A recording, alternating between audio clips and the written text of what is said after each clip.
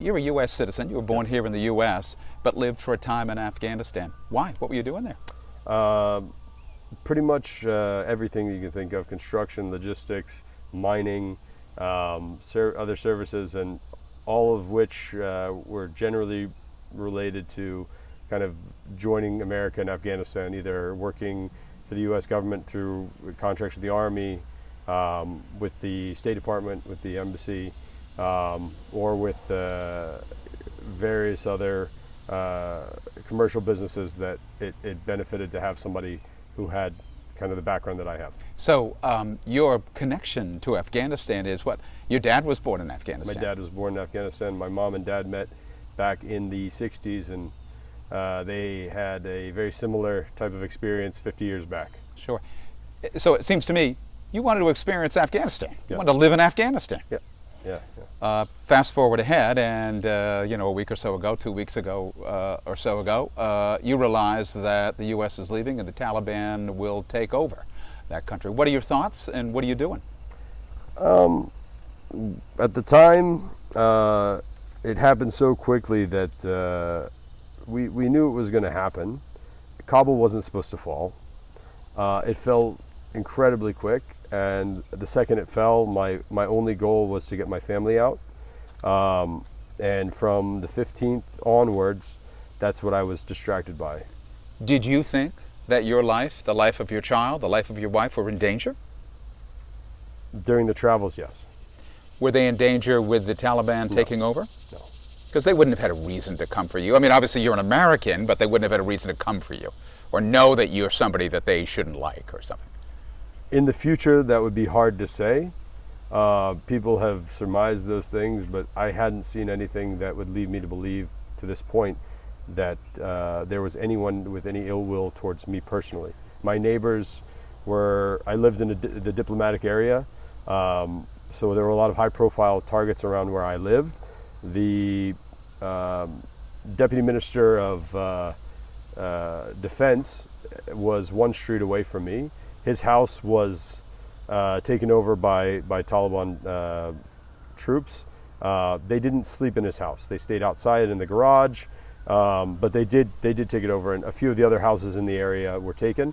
Nobody came towards my house. They knew that I was there. They had done surveillance, but nobody was interested, as far as I could tell, in Americans at that point. Why did you think you needed to leave Afghanistan, though? I was informed by a Department of Defense official that I needed to get out, and that if I wanted to get out, now is the time, and I should make my way to the airport.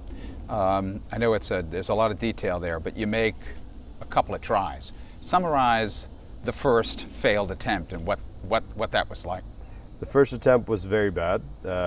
We had to walk past a lot of dead bodies and witness some people getting killed, which is not something you ever want to do, and especially not with a kid that's not even 2 years old yet. So we did our best to shield her from most of it, but it was the reality, and it all happened in moments. And the second and third attempt we were a little bit more precautious about how I left everyone in the car. Personally, I went to the airport and left them with my driver.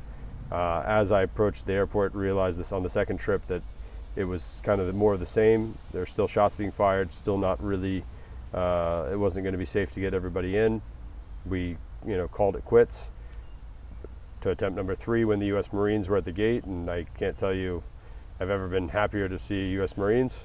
But they were amazing, and I know a lot of them just gave up their lives recently, and I can't say enough about how proud I was to see them doing what it is that Marines do, which is get into the hardest situations and follow orders. And their orders were some of the rules of engagement that they had to abide by that were constantly changing.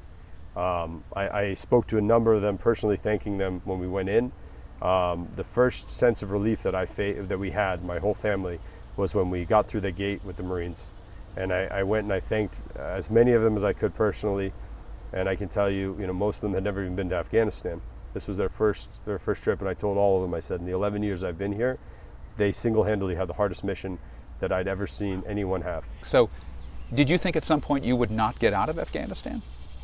So my wife on try number 2 said that I had one more chance, and if that didn't work, we were going to just deal with the Taliban and hunker down, and that she wasn't going to take another risk with our child's life. So you do have some contact with Kevin Haney, who you went to Strathaven High School. He's my teacher. What's Haney's role in helping you get out of there? So Mr. Haney has always been in touch. He taught me. He's taught some of my nieces. He asked me after my first attempt. He messaged me, "How's it going? Is there anything I can do?" And my response to him was, you used to be a man of God, and if you still are, prayers are always going to be appreciated. Why? It was a very difficult period. I was physically exhausted. We had just been through witnessing a bunch of people get killed in front of us, and prayer. You can never have enough prayer. So another student of Haney's or somebody else he knows is in Afghanistan as well and sees his post. So no, this is prior to the post. This is JP was somebody who, I'm not actually sure what Haney's connection to him is, other than that they were both from South Philly. Was able to was in the State Department, I believe. Haney got us in touch with each other, and basically I worked with JP to help coordinate kind of my exit strategy when we made attempt number 2 and attempt number 3. He was very much involved in the coordination and kind of confirming to me that, yeah, this is the way to go, and kind of there were very few State Department people in country. Their capacity was really limited, and so to have that kind of extra assurance by being able to have those calls and those discussions was really, really helpful. Talk about, if you could, getting through the gate and knowing that you would be leaving and coming back to the U.S. and your folks. Yeah, so